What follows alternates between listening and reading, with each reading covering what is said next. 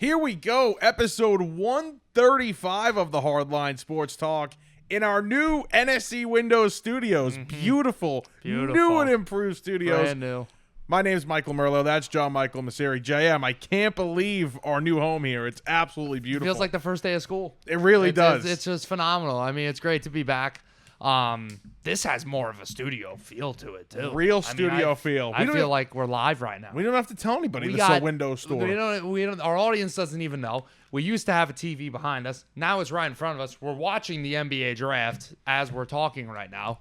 Bub Carrington just went to the Trailblazers at 14. So this is we're living like Larry right now, man. I can't complain. Absolutely. This is unbelievable. When the Met-Yankee game goes back on, maybe we'll watch that. Might get a little too distracted watching that game, though. But it's still great to be here. All right, before we get started, packed show today. Make sure you're liking and subscribing on YouTube, rating us on Apple Podcasts and Spotify. Tell us if we're bad. Tell us if we're good. We love the support and the feedback as well. We love the feedback. And always look out on our social media pages. JM, your New York Knickerbockers. Oh, yeah. What a 24 hours. Not even 24 hours. First off, JM and I were at the Subway Series game on Tuesday night. Yes. JM, if you go on our social media page, our Instagram and TikTok, you'll see the bet that JM lost on Tuesday night. Were we on the train? What were we walking into the stadium? Yeah, so it wasn't even like, yes, technically it was a bet, but usually in a bet, like, you wager something, I wager something. Like, no, this was just like we were about to get onto the subway off of the Woodside station to get to Willets Point, right? And I'm sitting there, or standing there, we're about to get on the train. And for some reason, I'm just like, let me give some like random ass combo of players that don't run to Merlot just as a joke and be like, I'll buy a Mets hat. So I'm like, all right, Vientos and Bader. Like Vientos having a good year, like Bader, come on. So I'm like, Marv Vientos and Harrison Bader, if they hit a home run tonight, I will buy a Mets hat. And he just laughed and he's like, okay, whatever. And I mean, the rest is history. The first inning. Yeah. the first inning, they were up. Yep. And then you looked at me like Vientos went deep, and like it didn't even register. You were like, "Yo, you worried?" By the way, Vientos just hit a home run, and I was like, "Huh, all right." And I was completely joking because I'm like, "There's no way Bader's gonna homer off a Cole. Bader historically stinks against right-handed pitchers. There's no way he's gonna take Cole deep."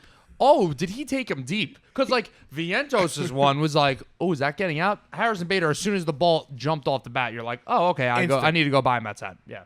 Instant. So we walked into the place, and you were like, all right, what hat do you get? And I'm like, I'm not picking the hat. And I'm like, I go, you don't have to buy the hat. And then he's like, no, a bet's a bet. And I'm like, you know what? I thought about that today. I'm like, a bet is a bet. Because, a bet is a bet. You know what? For these to be fun and exciting. Yeah, they got to mean something. Exactly. You got to stick to your word. Yeah. So next time we go to a Mets-Yankees game, or even just a Yankees game. You're up. I'm up. I'll give you a scenario in which J.D. Davis and Trent Grisham is going to be your combo. Is that the equivalent? We got people honking outside. That is the one thing now with the new studios. We are much closer to the action on the street and stuff like that. It's not as busy of a street like the one right next to us, but we're like on a corner of the busy street. And we couldn't figure out how to close these blinds. They have blackout blinds here, but they're remote powered or something, and I don't know where the remote is. We'll get there. So we could have a live audience outside for really long. We're raw dogging it tonight. Yeah. I mean, it's wow. It is just it is brand new. We are raw dogging it, that's for sure. But so at the game, we had left early, but Judge hits a grand slam last night. And Tuesday night, excuse me. And as Judge hits the grand slam, the notifications pop in on Twitter from Woj that the Knicks trade for Mikal Bridges.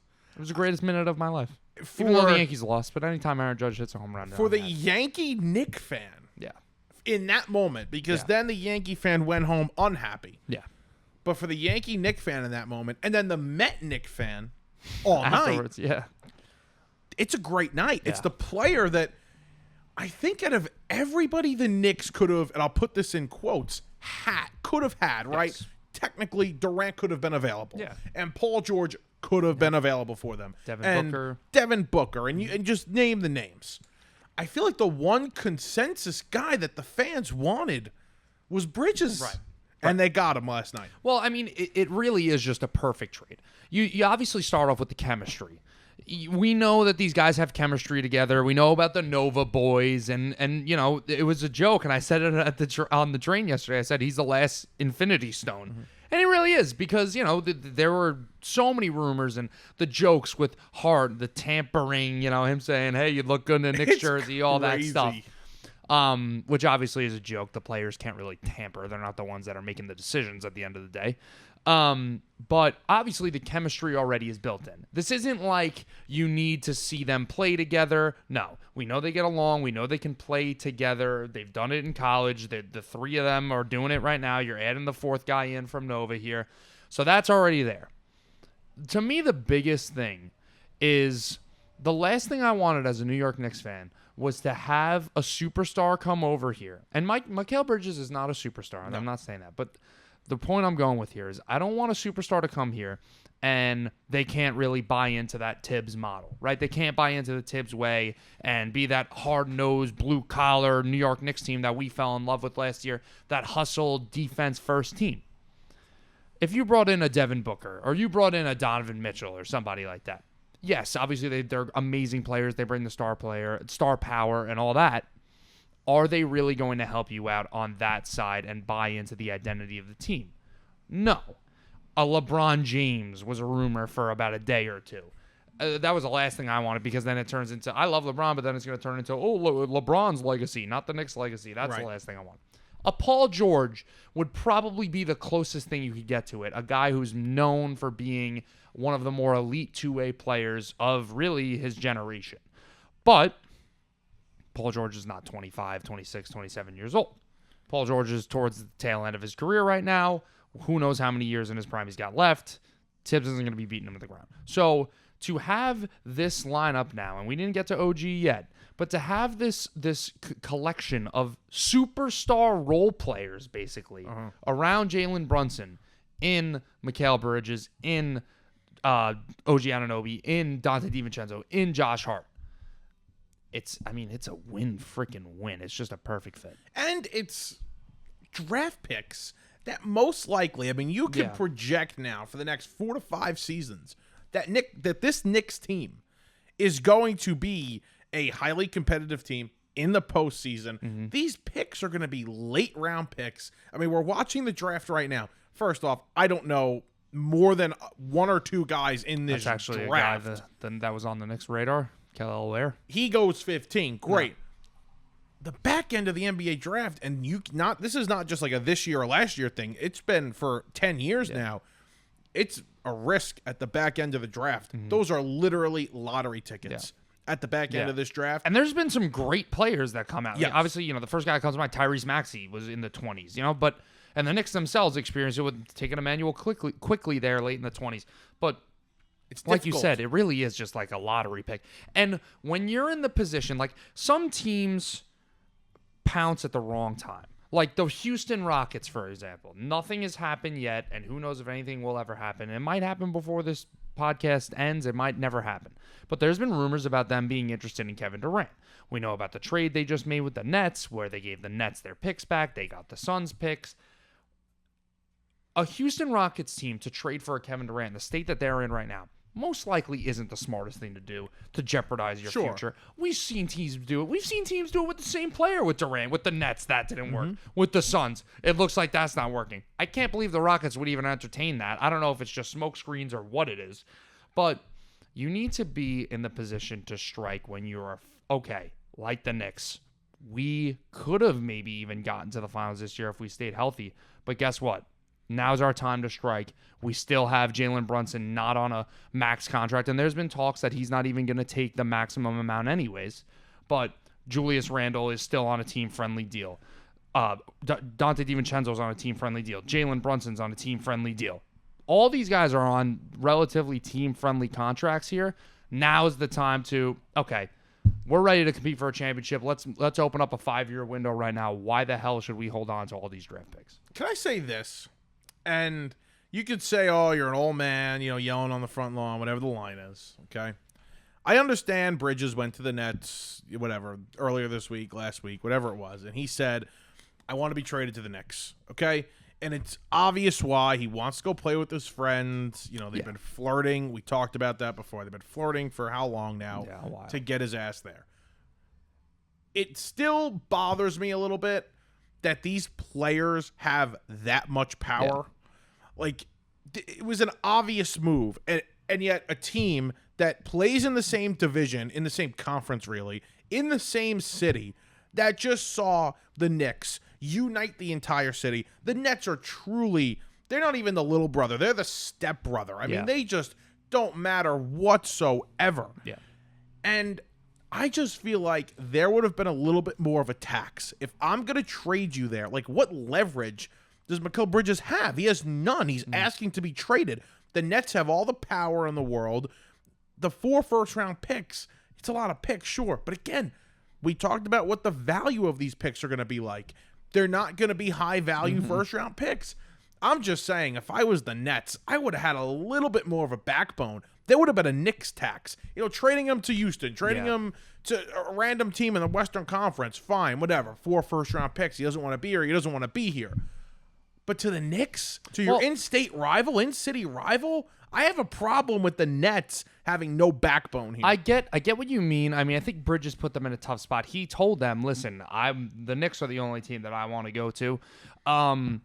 It's tough, but then again, I do think Brooklyn did get a very good return. I mean, 4 unprotected first-round picks, and then you add on the pick swaps and Bogdanovich and whatnot.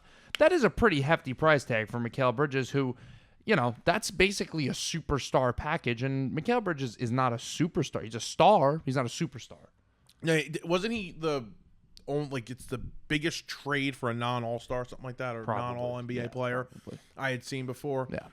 But still, I would have had a Knicks tax. I would have had even more of a Knicks tax. Yeah. Just knowing what this team is like, that's got to piss them off. And listen, they're obviously rebuilding. You know, good for them. They're accepting what they have to do here, and they're not going to build around this player.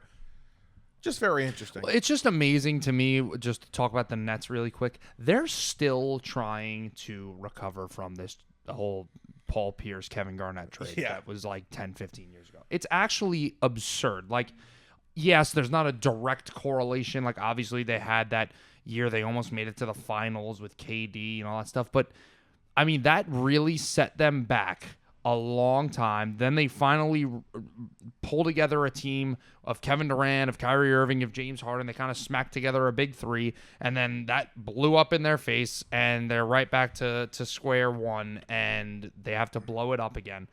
But the good thing is, I think the Oklahoma City Thunder, who were the first team to really, like, holy crap, they're hoarding draft picks. They're really tanking.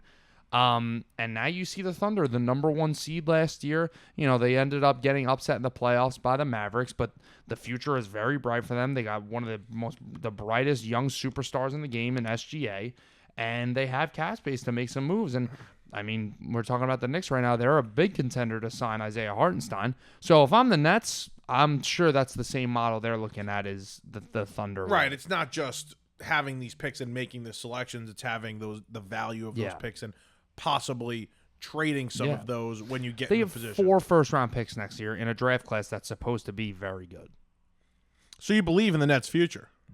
I believe in the Nets' future in, like, 2029, yeah. Sure. So the middle school kids right now playing pickup. Right now, brutal time for Nets fans. How could you? That's a brutal franchise to root for. That's a brutal. It is. It is. It really is.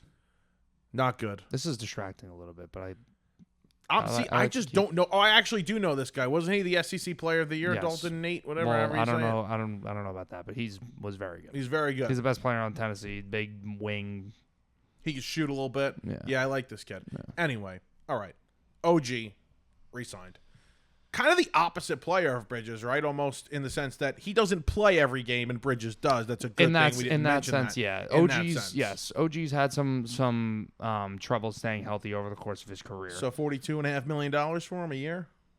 That's not worrisome? Did you not see the way they played when OG was on the floor? No, listen. It was something they had to do. Yeah. They were. I mean, we'll see. I don't know OG's injury history back when he was with Toronto. I don't know what kind of, if they were the same recurring injury, if he kept injuring different parts of his body. I don't know how it all went down. All I know is when he's healthy, he is such an important piece of this team. I think that he has a chance to get even better as an offensive player. Like, I think he could. OG Anunoby's ceiling to me is like a baby Kawhi Leonard. Like, he really does have that ability to. We saw it in the playoffs. All of a sudden, he's, Randall goes out. He needs to be the number 2 scoring option. He's shooting off the dribble. He's driving. He's creating his own shot. He's making dribble pull-ups in the mid-range and three-pointer, hitting in the corner. Well, the corner's always his spot for threes, but he's really, really. Listen, this lineup now with OG is absolutely lethal. They're going to be one of the best defensive teams in the NBA. They already were. They're probably going to be the best defensive team in the NBA now.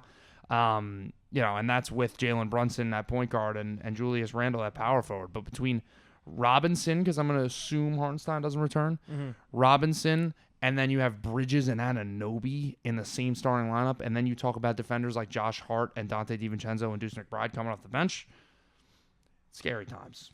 It really is scary Plus times. 750 to win the NBA Finals. That's the third best odds in the league. Yep. Second in the East, only behind the defending champions. Is this the best you've ever felt about a Knicks team in your life? This is going to be go back to the when we were kids. I was excited. Look at TikTok that. boy to shooting. Philly. Yeah, a little shooting option off the bench there. Nice. That'll go well in Philadelphia when he's making TikToks in the locker room with Joel Embiid. I can't wait for the WF. The whatever. What's it called? The Philly Sports Network. Oh, WIP. WIP. This guy will be a topic. Oh, yeah. They're going to love him on that. This is great. I actually really love this. This is really good. Jared McCain of the 76ers. Oh, he's crying a little bit. They're going to have some pissed off Philly fan be like, oh, well, what's with the crying? He's about to whip out his phone. He's about to he's going to do the renegade on the stage. With him and Adam Silver. Wait, Adam, hold up quick.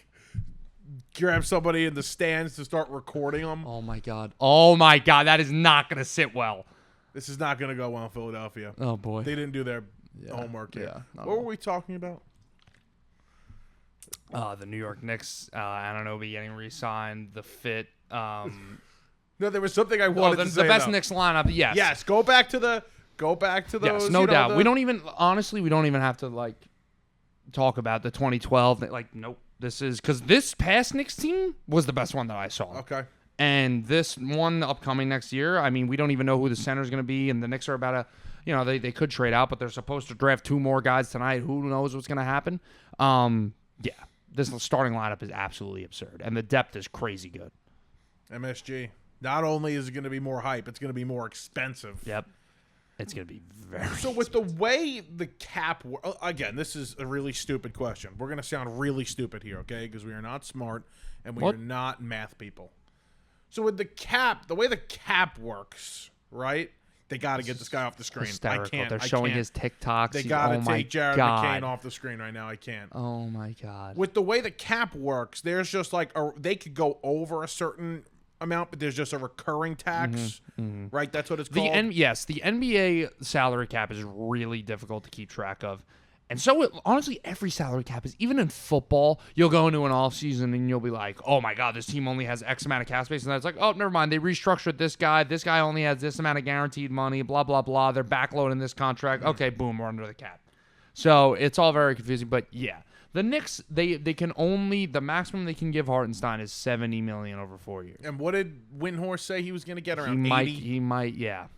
He might even get more. Earlier in the offseason, I saw at the maximum 100. Wow.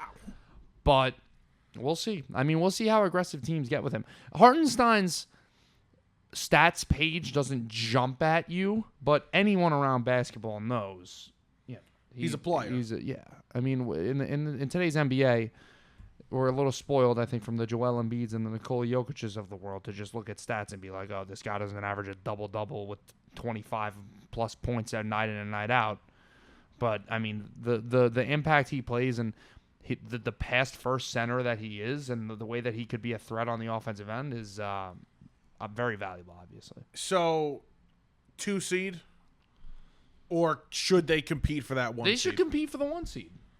And over under win total, what do you think it's going to be? I mean, this year they won 50. So I would say going into next year, the line should be like 55.5. Wow. I was going to say 52.5. It should not. I think it should be that high.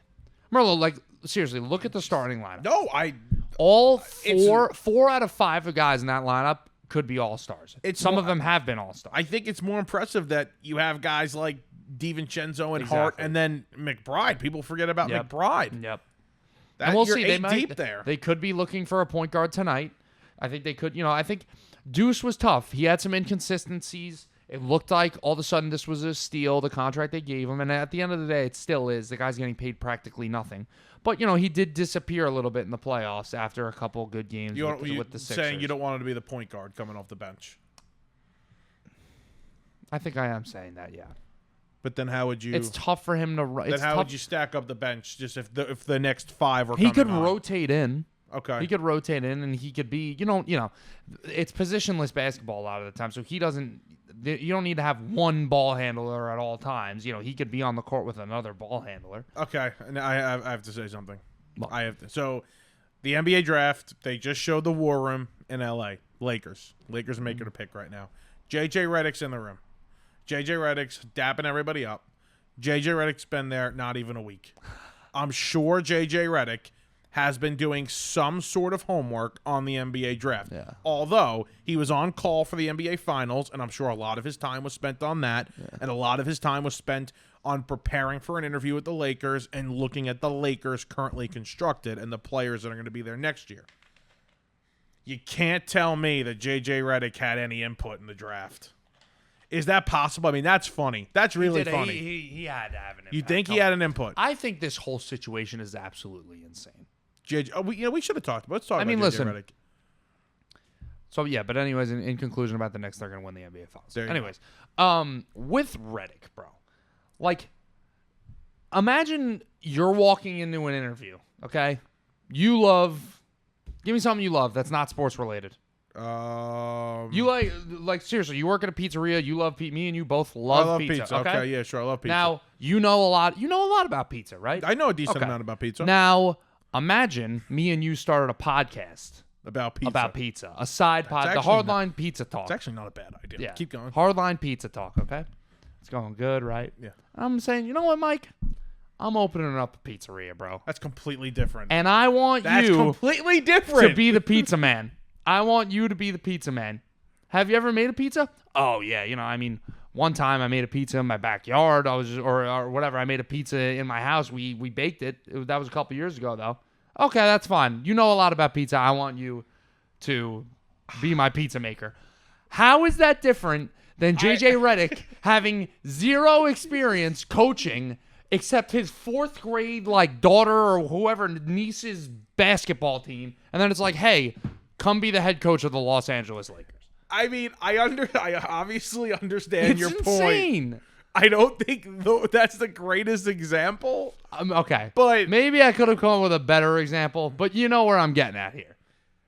It's nuts. I think, listen, we've seen this before, and it might be different in other sports, but we've seen this, I think most notably in baseball, where you just know some players are great leaders, and they're just so smart, and it's a lot of the times catchers where, oh, that guy's going to be a manager. Like Stephen Vogt, he's a manager doing a great job. Ross, yeah. David Ross. Yachty's pegged to be a manager one day, right? He coached the what team? Puerto Rican team this year? Yeah. Last year in the WBC. So there are guys that are pegged like, oh, yeah, this he's going to be a coach one day. And that was the case with JJ Redick. And, he was in the postseason all the time, very successful player, role player on good teams. I don't think it's crazy to say, oh, JJ Redick's the one guy that, and I'm not a huge fan of JJ Redick. I think he's really smart. I think he knows the game really well. I think he's a dick sometimes on TV, but he's a smart basketball mind, and I don't think it's that crazy.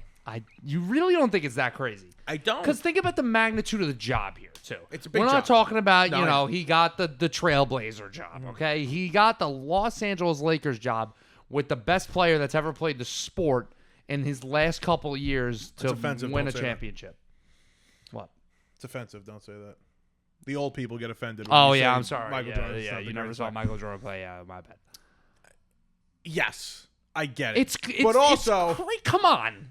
It's freaking nuts. But I also don't think they're making this hire. I don't think, and I don't want to say LeBron had something to do with this. I also just don't think LeBron would have signed off on it if he didn't trust him. And it's not because they're buddies. I think he truly trusts his basketball mind. Zero chance that LeBron had nothing to do with this. Like he said that in the press conference, Redick. He was like, "Yeah, no, he actually didn't give me any advice on this. He didn't really get involved in." Yeah, okay, I'm sure that's what actually happened. LeBron was fully invested into this. I believe him. Listen. Come on. He's practically, you've heard all the rumors over the course of his career. He's the most influential basketball player, maybe the most influential athlete in the world. You don't think he had anything to do with it? I think he's about to make them draft his freaking son in the second round. I think he had, okay, I'll take it back. I think he had something to do with them looking at him, saying, hey, maybe we should seriously consider this guy. Yeah. But it was also so weird with Dan Hurley, though. I mean, you don't make that offer at Dan Hurley and say, oh, we're serious about Dan Hurley. Like, I don't think that was legitimate either. What do you mean? That was not a good offer to Dan You don't Hurley. think so? Why is that music getting louder, bro? You hear that saxophone back there? No, I don't. We got there's background music that they play overnight here. They keep the windows nice. And I kind of vibed with it, but it's getting a little loud. Oh, yeah, we're good. Dan Hurley. Like, if you're going to offer Dan Hurley a contract to take him out of the East Coast, take his wife out of the East Coast, and move him to a completely different world, basically, in Los Angeles, you got to offer him, like, a lot more than $70 million over 6 years. That's a lot of that's a lot of money. I don't think it was a good enough offer. All right, time to move on here, though. Enough NBA for the day. Mm-hmm. Time for, I think, our new favorite segment, and what we have officially named it. What a year it was. Yes. Where we give a crazy aberration year for a random Major League Baseball player. Right now it's baseball. We may change it to football or basketball. We're still experimenting with that. But right now we're going to just guess which player this was. A crazy year. We're going to give all the stats for the season, what year it was, and we'll see what happens. I think I should go first. I guess first because you've been guessing first a lot. Agreed. Now, we are right next to each other, so no cheating. No screen peeking. No cheating. All right, Mike. So last week I gave you Jake Lamb, and you gave me Chase Headley. Legendary season for Chase Headley. With the Padres. The Jake Lamb one was really uncalled for. But I heard from people, listeners of the show, that Chase Headley was actually harder than Jake Lamb for some. Well, those people don't know ball. Okay. Or maybe they do. Okay. Let's see. Let's go. So, best year of this guy's career. This is a great year, bro. Yeah, great year. Take you back to 2017. Okay. 278, 331, 421. That's a 752 OPS. This guy hit 14 home runs, 69 RBI. He had 38 doubles. He had 19 stolen bases and was caught stealing 6 times. I don't think that really matters. He finished 8th in MVP voting and had a Gold Glove. And his WAR this season, Baseball Reference WAR, was 7.9. So this is going to be really bad because I know exactly who it is because I was really studying somebody really difficult to give JM this week. This is Andrelton Simmons. Okay. I'm glad you got it that fast because I got to back up. Oh, here we go. So go ahead. Get me going here. Pause. All right. What a year it was. Let's take you back to 2019 when this outfielder hit 36 home runs, had 90 RBIs. He hit 252 with an 855 OPS. This player finished 20th in AL MVP voting. He did not make the All-Star team that season. It's 2019, 36 homers, 90 RBIs. Who is this guy? It's 2019. Yes. 36 home runs, 90 RBI. Did you give me a position? I said outfielder. You said outfielder. 2019, 36 home run, 90 RBI. What was his WAR? This guy has the baseball reference page open. I mean, this is unbelievable. Oh, I can't wait to just give you some ridiculous thing. Oh, I actually know exactly who I'm going to give you. Hold on. I'm getting his WAR. His WAR this season was 4. B-WAR, 4. And he didn't... No MVP voting? 20th in MVP voting. He did not make the All-Star team this year. 36 homers, 90 ribbies, 252. Corey Dickerson. No. Not a bad guess. Not Corey Dickerson. National League or American League? American League. Okay. Is he a lefty? Yes. He's a lefty. Outfielder. Has he always been an outfielder? Yes. Okay. I'm pretty sure he's only on the corners. Okay. But it wouldn't shock me if he's ever played a center field at one point. Who hit 30? This was 2019, so this is a real crapshoot, bro. This is just like... It's 2019. People are just hitting home runs left and right. This is one of the reasons why I went 2019, too, to pain you. I needed to give you pain after Jake Lamb. My brain hurt after Jake Lamb last week. My brain's hurting a little bit right now. But you know this guy, and there's a reason why you know this guy. But you know this guy. There's a specific reason why you know this guy. Okay. He's still playing today. He's still playing today. He's got and 30s. I'm pretty sure he's on the same team today. This is tough. All right. American League outfielder. American League outfielder. Oof, I'm a little stuck right now, dude. Absolutely know this player. I'm going to tell you why you know this player now. Well, don't give it away here. All right, fine. Is that going to give it away? It might. It really might. Okay. What is the ethnicity of this player? Is he white? He's is he a white black? guy. Is he Dominican? He's a white guy. Full-blown white Caucasian. White guy. Okay. That doesn't help considering that's like the largest demographic in the league. Corner outfielder. All right, so this was like by far the best year of his career. Yes. There was one other really good season, but this was the best. I got to get like stupid guys like Tyler Naquin out of my head. No. And like Jesse Winker. Just, get it all out. Left-handed power. Those are National League, though. Naquin wasn't even a power hitter. You're on the right track here. You're really on the right track here. Corey Dickerson was a good guess. Alex Dickerson. No, there was a point where we thought possibly this guy, like, wow, he might be a superstar player. Is he on a smaller market team? Okay. And he's not a Royal, is he? No, you're in the right division. Hunter Dozier, but he's a righty. He's a third baseman. We thought this guy really could have been like a legitimate player. Okay, so he's AL Central.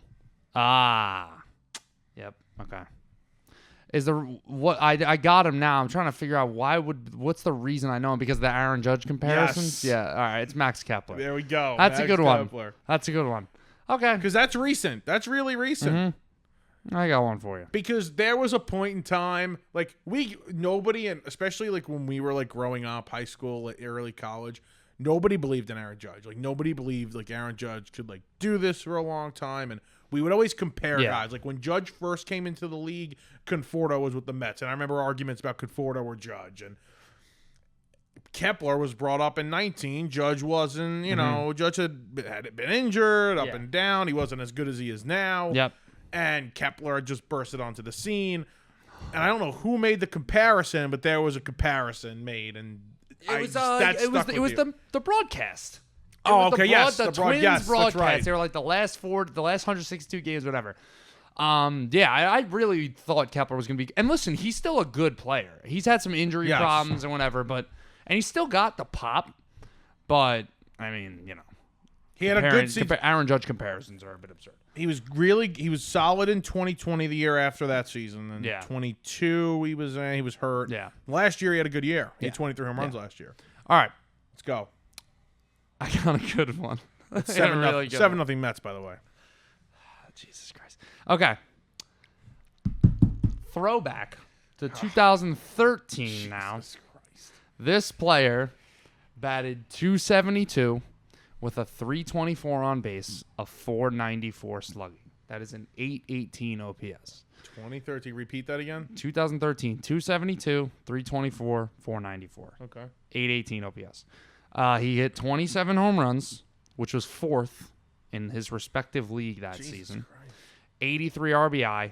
He was an all-star. No finish in MVP. And he had a 3.2 WAR. This is an outfielder. This is an outfielder. Grady Sizemore. No. That was like a half guess, like half joking. All right. Left-handed outfielder. corner outfielder. I mean, this is just. This is. Let's for time-saving purposes, because you're not even going to be in the ballpark yet. I have no clue to guess. National League. Black guy. 272, 820 OPS. Yeah. 27 home runs. Mm-hmm. Oh, God. He has 54 career home runs. I mean, what the Half hell? of them were this season. I mean, what are we doing? These are his home run totals by year. He played 6 years in the league, all with the same team. 2, 5, 5, 27, 10, 5. What are we doing here? I definitely know this guy. John Mayberry. No. Okay. Not bad, though. That's not a bad guess. That's not a bad guess. Okay. So I'm really scared. Guess. I'm just going to throw this out there. I don't know if this will help you, but this is the reason why I know this guy. He went on like a crazy tear for like 12 games. Like he hit like 10 bombs in like 12 games back in 2013. It was like a story. How's that supposed to help me? National League East. Not a Met. BJ Upton? Nope. Almost gave you Justin Upton. Justin Upton had a good career. I know. There's a couple of years got to pick from, and then that's why I didn't do it. This is the definition of like the peak year. How about this? He had negative WAR in 4 out of 6 years in his career. Corner outfielder? Corner outfielder. And then the other year was 0.3 in 2015 and then 3.2 this season. This was the only year in his career. He has 0.7 career WAR. That's what happens when you get Angela Simmons that fast, bro. Yeah, this is my pain. This is my suffering for having a good guess. This is what I get. Oh my God! I took you from level 2 to level 100. So John Mayberry is John not a bad Mayberry's guess. a great guess. Because he's a Philly? Yes. Okay. So I got that myself. It's not Ben Revere. No, but Ben Revere was on this team. He played left field on this team. Oh my God, I'm right there. The outfield was Ben Revere in center, Delman Young in right, and this guy in left. Oh, I'm right there. Every year of his career is with this team? Yes. Abdul Herrera. No, but from so John Mayberry was on this team from 2010 to 2015. He was a Philly. And this year was 2013. This team is hilarious. Some of these names: Kevin Franson. Not Mikal. 2013. Franco's on that team. No, he's on the 15. I'm trying to think of that 2015 team because that's the year I can pick up, right? Like that's my favorite year of all time, being a baseball fan. So I could pick up that team. Yeah, he was. If he was in he played left field, 63 games in 2015. Oh my God, he hit 27 home runs. Corner outfielder. 2015 Phillies team was terrible. Yeah, I can't get it, Jan. I'm blanking. I'm fully blanking. Are you throwing in the towel, or do you want to see a picture or something? Yeah, show me a picture. All right, don't look yet. I'm not looking.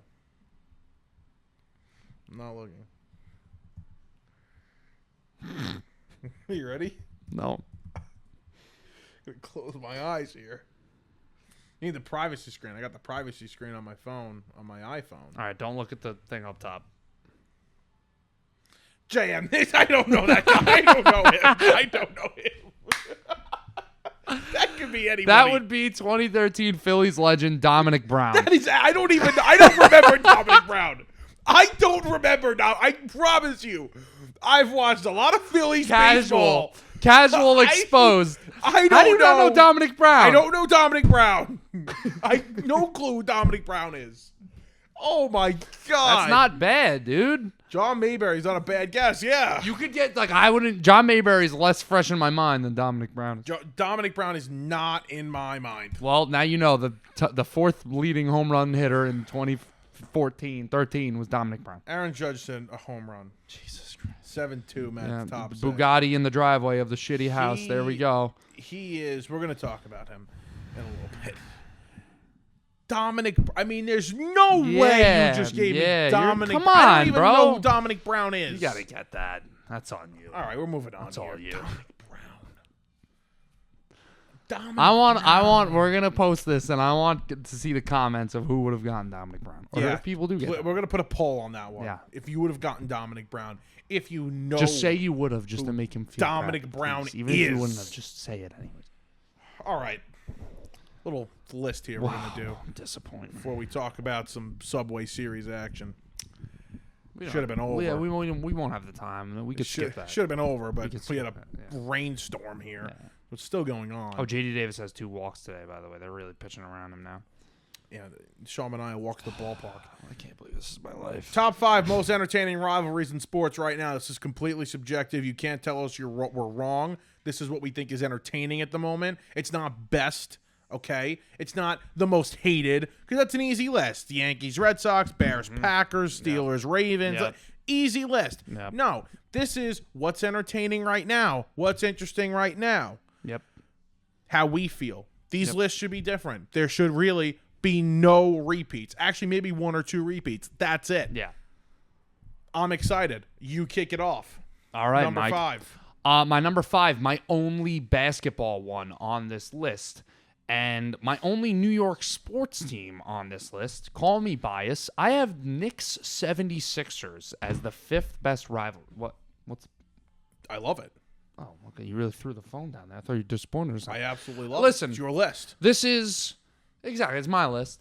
It's a fun rivalry, man. That was the most entertaining playoff series that I have watched in really a lot of sports. Whether I was a fan of the team or not, I think that it's tough to deny that. Every single game was down to the wire. You had the beef between the New York and the Philly sports fans. You had the problems with Embiid. You had, conflicts, little skirmishes, this and that, people getting in people's faces. Just a great series, great rivalry. These two teams have, been developing a rivalry over the past couple of years. Anyways, give me Knicks Sixers at 5, man. Yeah. I like that. I consider that one. New York Philly is always great. That's one of the ones we have. That's the most heated up one right now. It's 2 teams that should be in the playoffs for a very long time now together in the same division, in the same conference. I absolutely love it. All right, my number 5, Rams 49ers. We see this matchup obviously twice a year, but I think it's so much more entertaining because of the history between the 2 coaches. They're both young, innovative, offensive geniuses, right? Okay, I see where you're going with this. And you have the playoff matchups. Yep. I think this is a home run here. Absolute home run. It's not a bad pick. I personally don't have it. And I need to add a West Coast. I need to add a West Coast. I understand the West Coast. I think that there could be a couple teams there are a couple rivalries in the NFL that should have made it over that.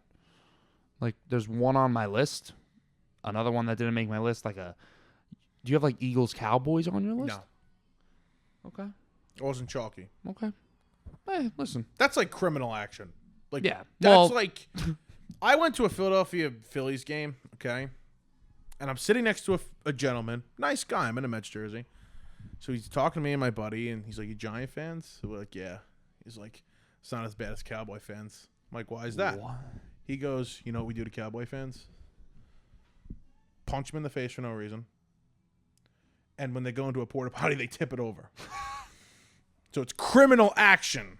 I don't put that on my list. The second one, I believe. The first one, I think he's just trying to be cool. Yeah, he might be cool. They're not. Yeah, we assault them for no reason. Nobody from Philly's cool, bro.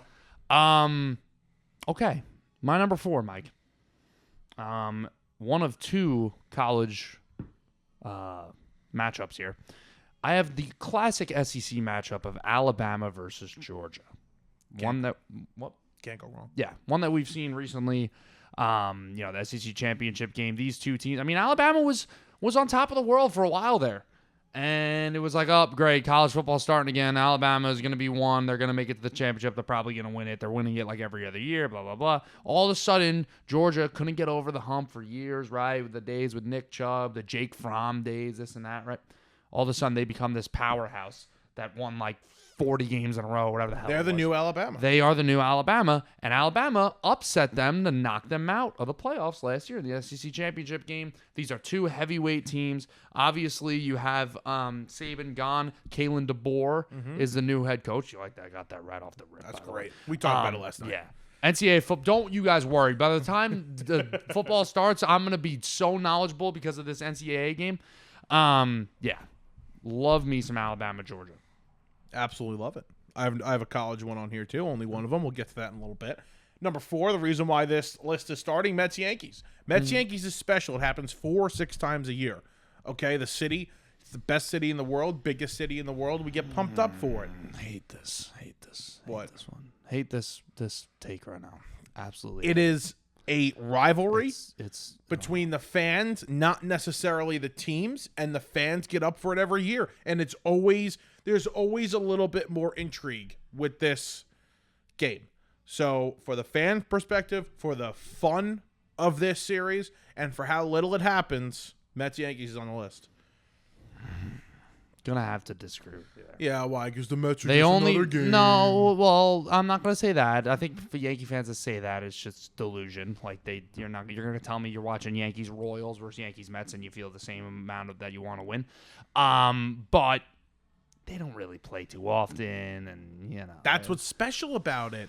That's why the series is like, still special. Again, like there's no like big implications on the game. Like it's not like the Mets have been too great recently, or the Yankees, honestly, going off of last year. But no, but it's still I'm not. It's different in the fact that this list 2 weeks from now, you're not saying that.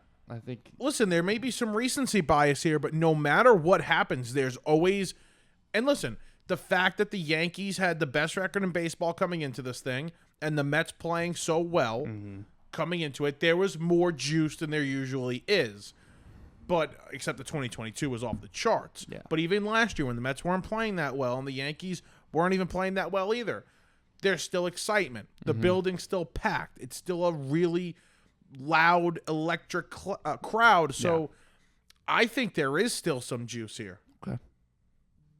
The fans care. There is juice. There's the definitely fans juice. care. The There's city juice. cares. There's juice. The one thing I think I would say too is we're doing sports. Like any little New York bias there. I'm just saying. That's fine.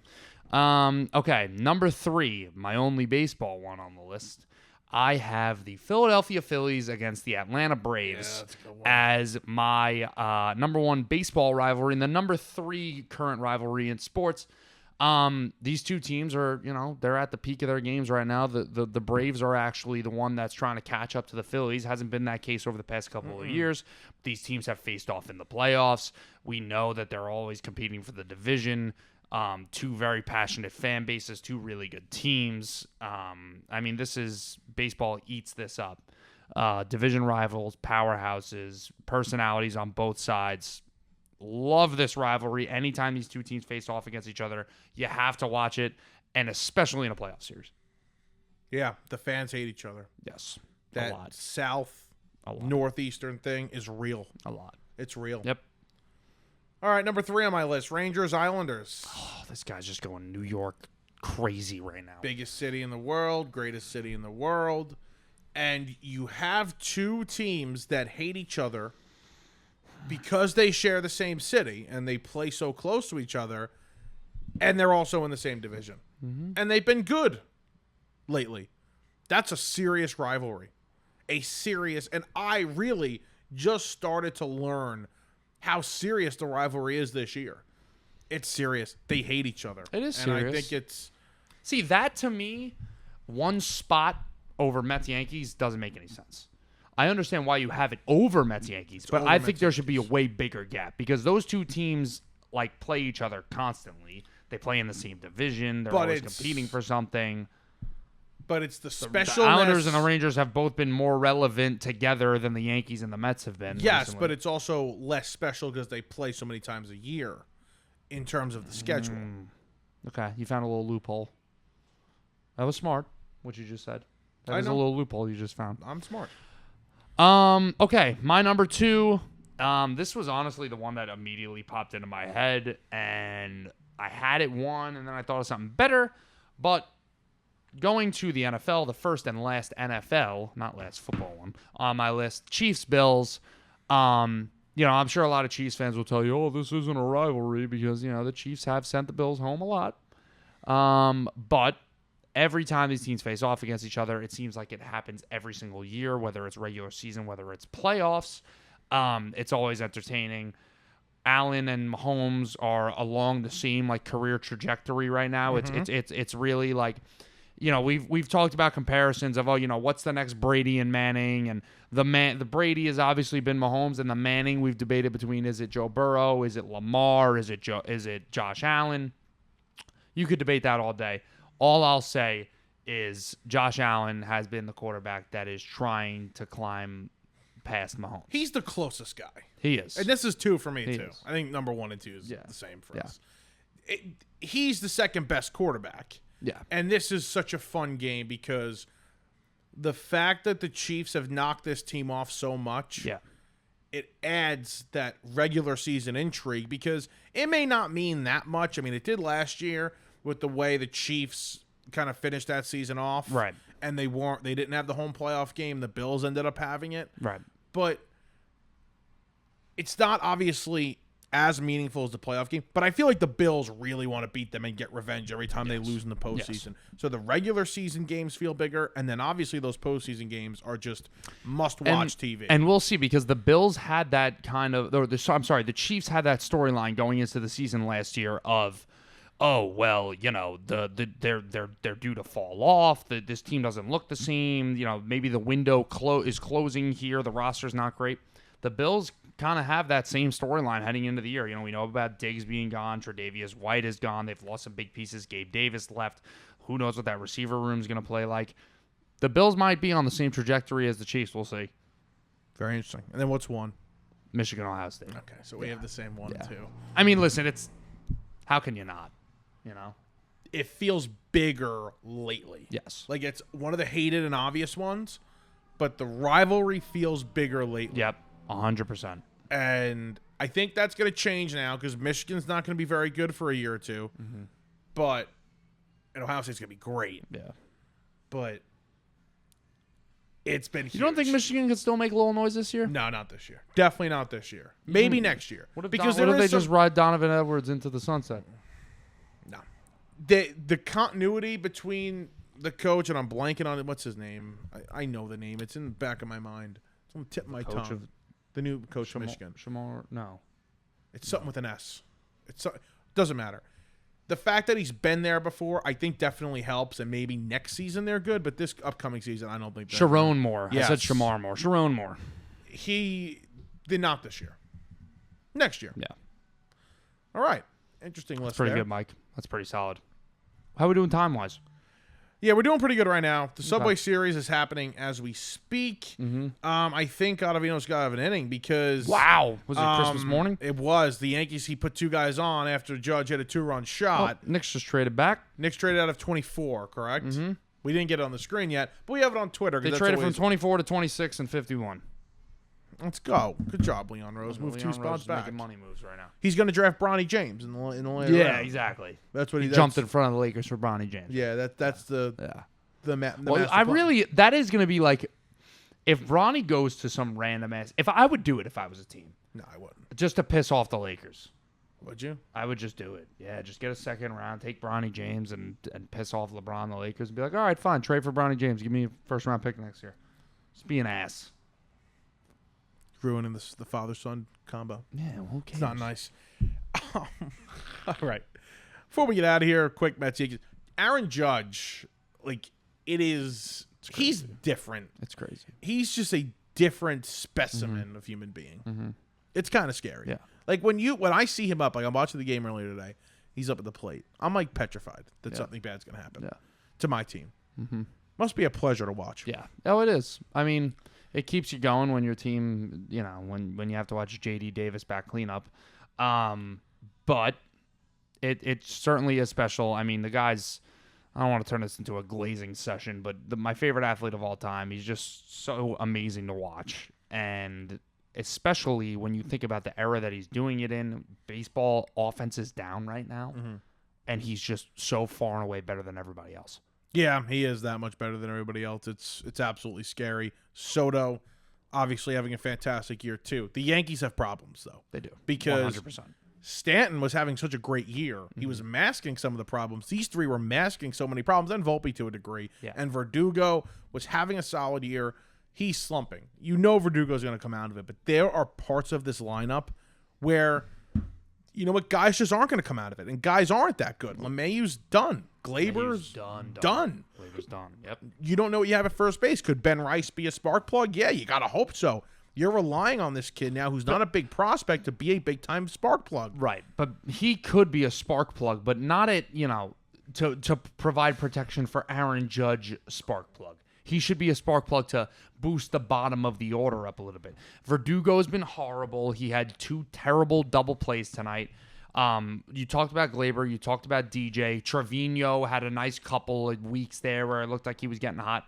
Back to terrible. So they have a lot of issues to fix. They're the 2022 Yankees all over again. There's no depth in this lineup. Things need to be done immediately. Well, before we get out of here, we'll take a moment to talk about how great the Mets are right now and how Grimace and Oh My God, the song by Jose Iglesias, has completely saved the year. No, I didn't even know about this song until you told me about it last night. It's actually the craziest thing of all time. Is it good? I haven't heard it. It's not released yet. It's it was supposed to be released. But he's not posting any teasers, any little clips from it. So the Mets play it after every win. They blast it in the locker room. Oh, okay. So they play it in private. Okay. Now, after a home run at Citi Field, it's been done for about 2 series now. The Padre one 2 weeks ago, and then the Yankee one. After every home run, it's played. But you can't really the song's hear not it. Released yet. Okay. The song was supposed to be released in 2 weeks. It's actually being released on Friday now. He talked to Spotify and YouTube. It's being released on Friday for the public. Can't wait to hear it. This guy's going to make some money off this. He's going to make some money. We're very excited for Jose Iglesias, who's been a spark plug, and he's better than Jeff McNeil. But the Mets are fully in this wild card race. If they hold on to their 10-2 lead against the Yankees, that's a big if, bro. It is a big if. J.D. Davis coming up. You never know with the Mets. They almost blew a 9-1 lead yesterday, so they'll be 500. They're in the thick of this wild card race. And for Met fans who thought this was going to be a lost summer, it's a fun summer for the Mets. No. They're back. They're fully back. And it's going to be really interesting as we get closer to that August 1st day and we see what they're going to do. There was a lot of talk about the Luis Severino situation of he's on a 1-year deal. Pete Alonso, we've been talking about for a while. Are they just going to ship him off and get what they can for him before they lose him, or maybe try to bring him back in free agency? When you're winning, all that stuff kind of, hold on. Maybe they're going to hold on to all their players here and maybe be buyers at the deadline and see what happens. See, I don't think there's a world where they could be legitimate buyers. Right. But, they're selling off big prospects to make something happen. Yeah. But this is a team that can absolutely add relief pitchers like everybody else. I pose this question, and we can talk about it next week. Look at how many teams, and teams are going to fall off. Yeah. But look at the amount of teams competing for wild card spots right now. You might have a situation here where buyers are trading with other buyers. Mets have a ton of starting pitching. That's happened in the past. Mets have a ton of starting pitching. You go to a team that has strong bullpen. Hey, here's Sean Manaea. Yep. Give me this middle reliever. Yep. That's not bad. Jordan Montgomery for Harrison Bader. Exactly. Yeah. So it'll be very interesting to see how these teams go through this deadline with so many Dylan Jones to the Knicks. Teams. Dylan Jones to the Knicks. So that's the 24th pick. That's the 20. Yep. Well, they traded back. Yep. All right. Looks like a good ball handling guard. I don't know why they list him as a forward, and he's 6'4". And he gets announced as a Wizard. That's the it's the stupidest thing in the NBA. I don't know, but they got to show proposed trade. I don't know. Anyways, The Mets are back, and we'll see what The happens. Mets are back. It's going to be really interesting around the trade deadline, and the Yankees have major problems. They'll be fine. Major problems. They'll be fine. Luis Hill will be a reliever by the end of the year. Yeah, he probably will be. He's kind of fizzling out. He's fizzling out. Yeah. They're worried about the injury and the innings, not injury. Just, Yankees might be looking for a starter. The Yankees could. Clark Schmidt's hurt. Rodon's. Yes. Rodon, I wouldn't give up on Rodon. I'm not giving up on him yet, but things aren't looking great for him. Schmidt can come back. You have Rodon. Yep. Cole is in spring Cole's training right now. Yeah, exactly. You don't worry about that start. The velocity, who cares? And Cole in the past has actually had a tendency to get off to slow starts anyways. Garrett Cole will be fine. Yeah, he'll be fine. Maybe they add a starter though, but it's not a huge. It's not a huge list add. hierarchy of needs. Infield bat, another infield bat. Maybe a catcher. John Birdie's coming back soon. Thank God. Bullpen, a reliever, like a power, like high leverage reliever. Which is why Luis Hill can slide into that. True. You Fill add the starter, role. and then you just add a middle reliever. Yep. It's not as much of a need at your bullpen position. Yep. We'll see what the Yankees do, though. It'll be very interesting, and we'll be all over that as we get closer to that. That's Don't know what we're going to look like next week with the 4th of July coming up and everything. 4th of July. It's a busy time. We'll see. Me and Michael are going to be reading our Bibles on Thursday. Yeah. Doing nothing. Wednesday, I'm not doing anything, dude. Come on. Wednesday, I don't know. I don't even know. Oh, I actually might be going to the Yankee game Wednesday. Yankees-Reds.